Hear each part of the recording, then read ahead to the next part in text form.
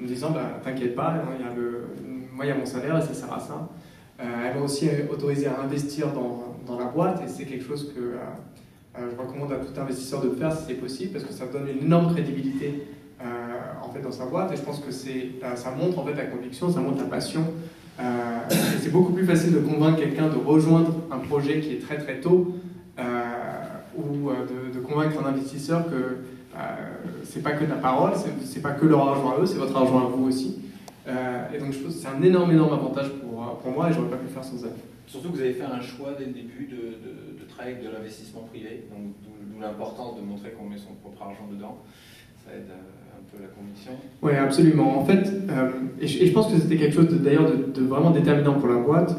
Aussi bien chez Dino, on avait eu des investisseurs institutionnels très tôt, ce qui est une énorme responsabilité parce que au début d'un projet, on ne sait pas très bien ce que cette boîte va devenir. On ne sait pas dans quelle direction elle va aller, on ne sait pas ce que le produit va devenir et en fait, on vend une vision sur papier qui n'est pas toujours la chose qu'on va construire.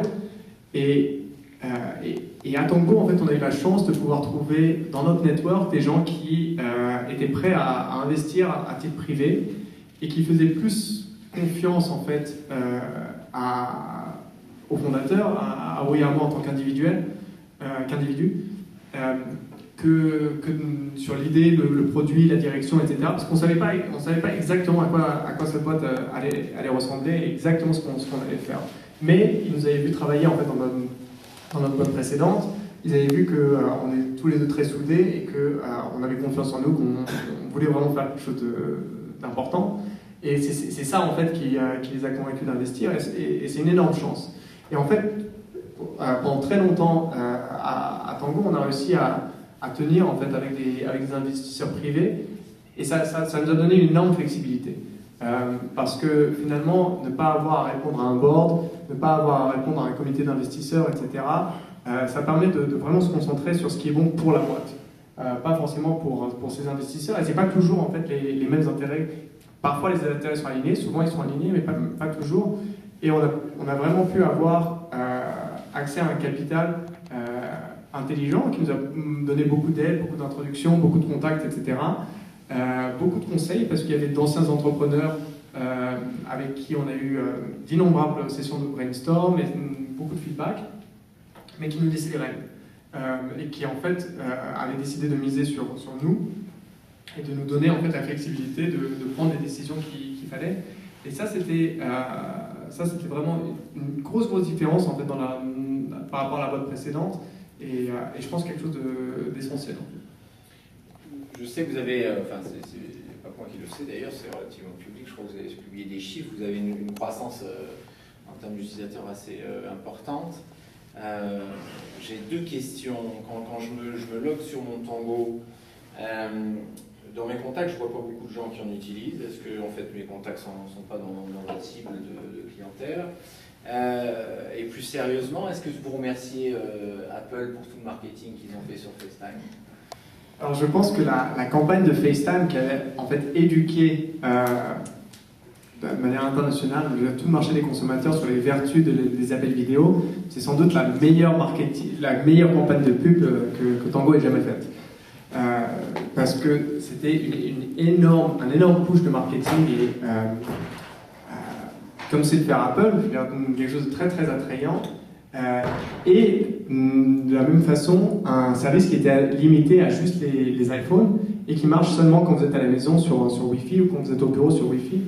Et quand on a sorti Tango le 30 septembre, en fait on est sorti sur une couverture beaucoup plus large, c'est-à-dire les téléphones iPhone, mais aussi donc iPhone 3GS, iPhone 4, et aussi les téléphones Android, et avec quelque chose qui marchait non seulement sur Wi-Fi, mais aussi sur 3G. Et donc n'importe où vous soyez, en fait, vous pouvez passer des appels vidéo pour dialoguer ou pour montrer les choses autour de vous, etc., aux gens à qui vous parlez. Et je pense que, en fait, avec ce vent que FaceTime a souhaité dans nos boîtes, ça nous a vraiment permis de décoller extrêmement vite. Je peux vous dire que le jour où on a appuyé sur le bouton Publish sur l'App Store et sur le Android Marketplace, on ne savait pas du tout ce que ça allait donner. D'ailleurs, le premier soir, il était à peu près minuit, et on a essayé de faire un petit pari de combien d'utilisateurs on allait avoir le premier jour. Et j'ai regardé Uri, je lui ai dit, moi je pense que si on arrive à 2500 utilisateurs le premier jour, ça serait vraiment super. J'avais fait tout un modèle mathématique pour expliquer pourquoi est-ce qu'on aurait ce nombre entre les personnes qu'on connaissait nous, et puis les emails qu'on allait envoyer, etc. Et Uri, qui est très optimiste, m'a dit, mais non, tu es absolument fou, on va avoir 3500, 4000 personnes. 6 heures plus tard, il m'appelle, c'était très très tôt le matin, il me dit, il y a déjà 72 000 personnes qui ont downloadé l'application. Et en fait, en 10 jours, on a enregistré plus d'1 million d'utilisateurs, et ça a vraiment commencé à décoller. On était numéro 1 des social apps sur l'App Store. Je crois que la 8e app la plus downloadée au monde, en fait, cette semaine-là.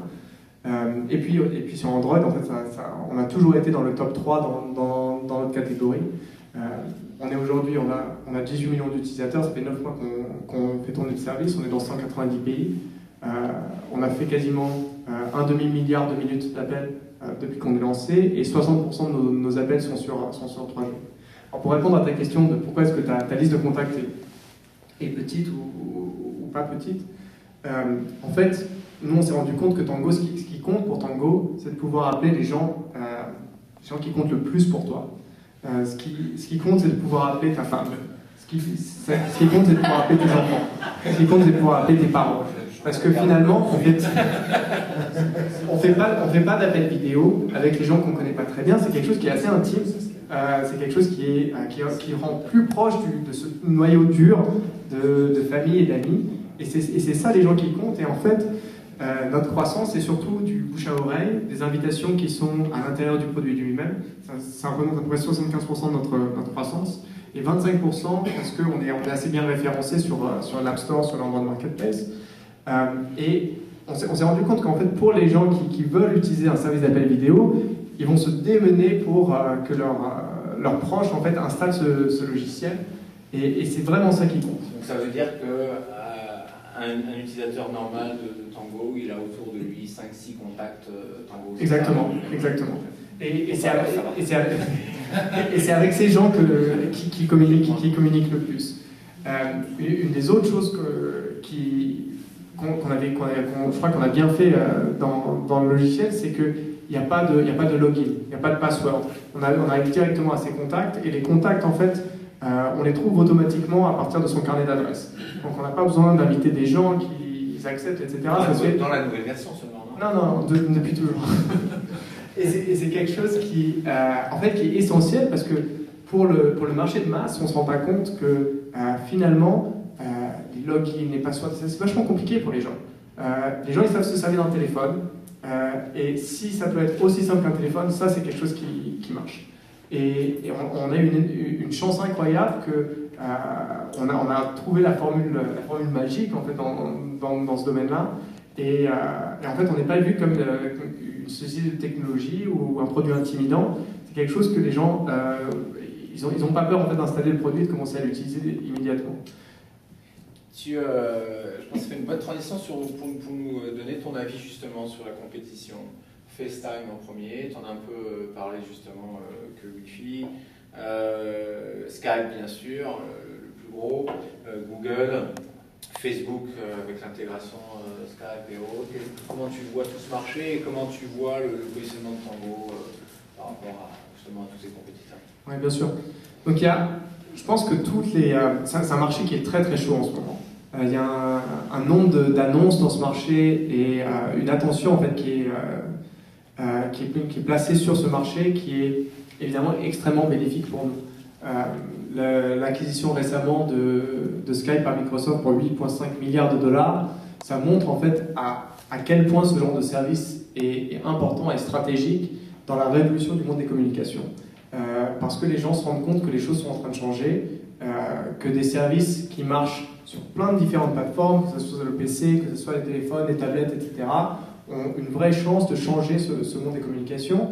Et le monde des communications et des télécoms aujourd'hui, le marché de la voix, c'est un des seuls marchés de 1 trilliard de dollars.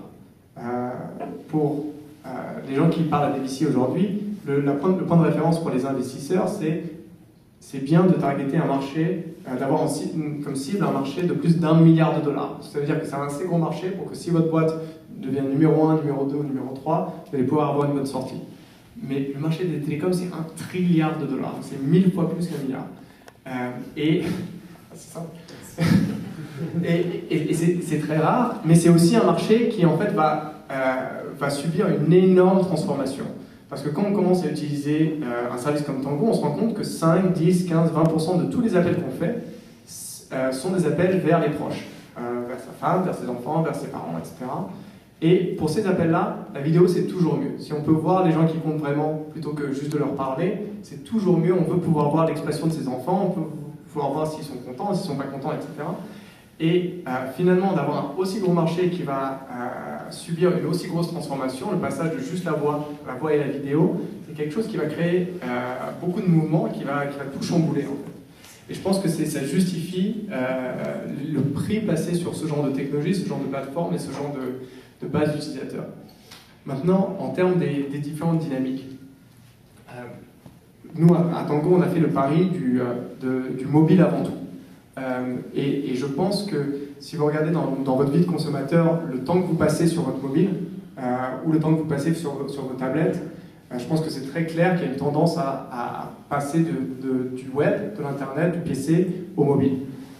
Tout est plus simple, tout est plus facile, les expériences sont un petit peu différentes et la façon dont les produits marchent est différente parce que ce sont des produits, le téléphone c'est destiné pour la communication, donc il y a un carnet d'adresses. C'est quelque chose qui est toujours allumé, on peut toujours vous joindre, etc. Et donc on n'a pas besoin de toutes les choses compliquées comme les phénomènes de présence. Est-ce que je suis présent, est-ce que je suis pas présent? Sur mon téléphone, je suis toujours présent, c'est toujours allumé. Et donc je crois que les phénomènes de produits sont... Il y a plein de nouveaux paradigmes qui sont en train d'être créés sur le mobile. Et nous, on a parié sur ça et c'est en train de marcher. Maintenant, le fait qu'il y ait des acteurs comme FaceTime, le fait qu'il y ait des acteurs comme Skype, c'est très très bien parce que ça place une barre. Je pense que c'est très important d'avoir la compétition parce que ça crée de l'émulation et ça veut dire aussi qu'on ne peut pas se reposer sur ses lauriers. Il y a des choses à atteindre en termes de base d'utilisateurs, en termes de facilité d'emploi, etc. Quand on regarde FaceTime, c'est un produit superbe. Heureusement pour nous, il est limité à une catégorie d'utilisateurs et une catégorie de téléphone, mais en termes de facilité d'utilisation, c'est un modèle pour nous. Quand on regarde Skype, il n'y a pas la même facilité d'utilisation et aujourd'hui on est en train de grandir plus vite que sur mobile, mais en termes de base d'utilisateurs c'est aussi un énorme point de comparaison et quelque chose vers lequel on aspire. Donc je pense qu'on a une énorme opportunité et aujourd'hui il faut juste pouvoir communiquer le mieux possible et le plus clairement possible sur ce que notre service apporte et arriver à tirer son épingle du jeu. Mais je pense que le mobile c'est essentiel. Donc aujourd'hui, vous êtes 60, je